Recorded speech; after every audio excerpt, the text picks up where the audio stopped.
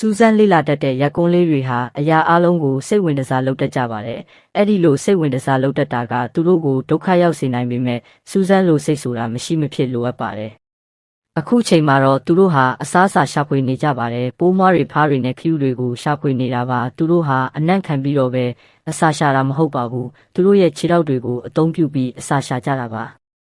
ခြေချောင်းလေးတွေကသူတို့ရဲ့လက်ဝါးတွေကိုလူသားတွေရဲ့လက်တွေလိုပဲလှုပ်ရှားမှုမြန်ဆန်စေပါတယ်။သူတို့လိုချင်တာကိုချက်ချင်းမတွေ့ရင်လည်းဆက်ပြီးရှာဖွေနေကြပါတယ်။ရေပြင်မှာဖြစ်နေတဲ့လှိုင်းတဘိုးတွေနဲ့နေရောင်ခြည်ပြန်ဟပ်မှုတွေကရေအောက်ကိုမြင်ရဖို့ခက်ခဲစေပါတယ်။ဒါပေမဲ့ရေဆိုသွားတဲ့အခါရက်ကွန်းလေးတွေရဲ့လက်ဝါးတွေဟာပိုပြီးအာယုံခံနိုင်စွမ်းကောင်းလာပါတယ်။ကြောင်လေးတွေရဲ့နှုတ်ခမ်းမွေးတွေလိုပဲသူတို့ရဲ့လက်ချောင်းလေးတွေမှာရှိတဲ့သေးငယ်တဲ့အမွေးလေးတွေကတုန်ခါမှုအနှဲငယ်ကိုတောင်အာယုံခံနိုင်ပါတယ်။